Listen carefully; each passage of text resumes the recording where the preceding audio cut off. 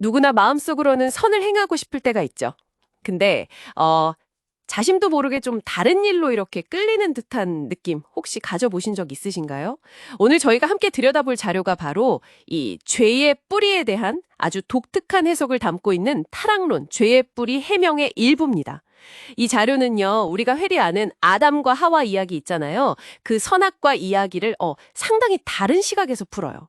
상징, 그리고 혈통이라는 관점에서요. 네, 이게 뭐 주류 해석하고는 거리가 있을 수 있습니다. 하지만 이런 관점이 어떻게 만들어지는지 그 논리를 한번 따라가 보는 게 이번 저희 탐구의 목표입니다. 자, 그럼 한번 들어가 볼까요? 먼저 가장 기본적인 질문부터 시작해 보죠. 보통 선악과, 그 과일, 그걸 먹어서 타락했다 이렇게 알고 있잖아요. 네, 그렇죠. 근데 이 자료는 그게 문자 그대로 과일이 아니라고 본다는 거죠. 상당히 파격적인데 왜 그렇게 보는 걸까요? 네, 몇 가지 근거를 들거든요.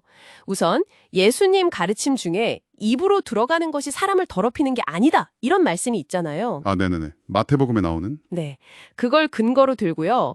또 원죄라는 게 있지 않습니까? 이게 혈통을 통해서 유전된다고 봐요. 혈통으로요. 네, 그런데 단순히 뭘 먹은 결과가 그 다음 세대한테 유전될 수는 없다는 거죠, 이 관점에서는. 아, 그렇군요. 먹는 행위 자체는 유전이 안 되니까. 그렇죠.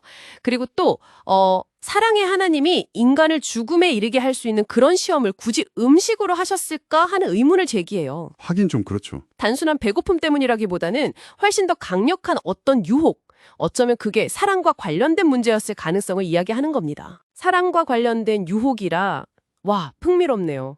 그럼 성경에 나오는 그 중요한 상징들 있잖아요. 생명나무랑 선악을 알게 하는 나무? 네네. 이 관점에서는 그럼 어떻게 해석하나요? 그게 나무가 아니라면 뭘까요? 이 자료에 따르면요. 생명나무는 창조 이상을 완성한 남성.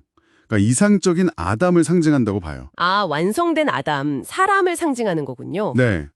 타락 때문에 인류가 이 생명나무에 다가가지 못했고 그래서 예수님이 바로 이 생명나무로 오셨다. 이렇게 해석을 하죠. 그렇군요. 근데 이제 영적인 구원만으로는 좀 부족해서 재림예수를 통해서 완전한 복귀가 필요하다. 뭐 이런 시각이고요. 반면에 선악을 알게 하는 나무는 창조 이상을 이룰 수 있었던 여성, 즉 이상적인 해와를 상징한다고 설명합니다. 아, 그러니까 나무가 아니라 이상적인 인간, 아담과 해와를 각각 상징한다. 네, 그런 비유라는 거죠. 그렇군요. 나무가 이상적인 인간이라면 그러면 해와를 유혹했다는 그 뱀 있잖아요. 그것도 그냥 동물이 아닐 것 같은데요? 이 자료는 뱀을 어떻게 보나요? 맞습니다. 그것도 역시 상징으로 해석을 해요. 뱀이 일단 인간하고 대화를 했잖아요. 네, 그렇죠. 그리고 하나님의 뜻도 알고 있었고 영적인 존재였다는 점에 좀 주목을 하거든요.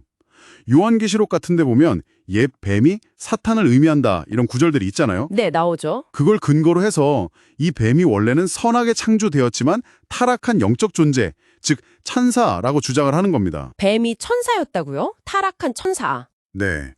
뱀이 가진 어떤 이중성이나 유혹하는 그런 속성들이 타락한 천사의 모습을 비유하는 거다. 이렇게 설명을 하죠.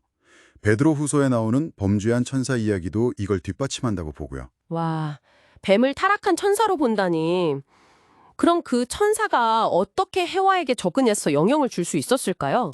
그게 가능한가요? 그 자료는 이제 영적인 존재와 인간 사이에 어떤 상호작용이 가능하다고 열어두고 해석을 해요.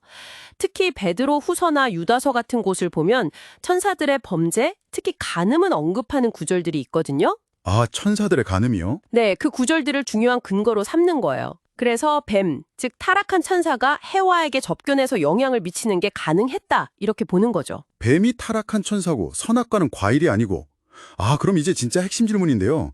그 선악과를 따먹었다는 행위, 그러니까 타락의 본질은 대체 뭐였을까요? 이 자료는 아담과 하와가 타락 후에 자기들 하체를 가렸다는 점을 되게 중요하게 보던데요. 네, 바로 그 지점입니다. 이 자료는 타락의 핵심 원인을 그 타락한 천사, 즉 뱀과 해와 사이에 있었던 부적절한 관계, 영적이면서도 육체적인 관계, 한마디로 간음으로 해석을 해요. 간음이요? 천사와 인간 사이에? 네, 하체를 가렸다는 행동 자체가 수치심이 그 성적인 부분하고 관련이 있다는 걸 암시한다고 보고요. 또 죽음의 위협보다 더 강한 건 사랑의 힘, 특히 잘못된 사랑의 힘일 수 있다는 점도 근거로 들어요. 아, 그래서 그 유혹이 강력했을 거다. 그렇죠. 이 자료의 주장은 결국 이 사건을 통해서 사탄의 혈통이 인간에게 들어왔고 이게 바로 혈통을 통해 유전되는 원죄의 뿌리다 이겁니다. 인간이 마귀의 자식이라고 불리게 된 이유도 여기서 찾는 거고요. 즉 혈연 관계를 맺었다는 뜻이 되는 거군요. 정확합니다.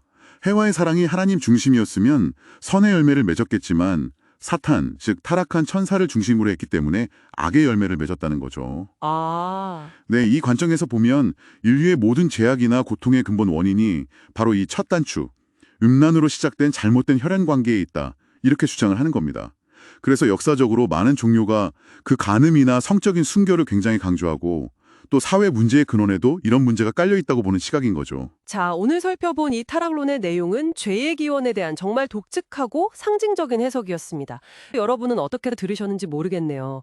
이 자료는 우리가 익숙하게 아는 이야기를 단순한 불순종 문제로 보는 게 아니라 천사와 인간 사이의 어떤 잘못된 사랑, 그리고 그 결과로 생긴 혈통의 문제라는 관점에서 완전히 재구성하고 있습니다.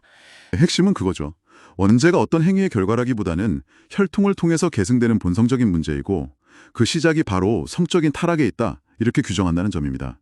당연히 이렇게 보면 구원이나 인간 회복에 대해서도 다른 접근 방식이 나오게 되겠죠. 그렇다면 마지막으로 이런 질문을 던져볼 수 있겠네요. 만약, 정말 만약에요.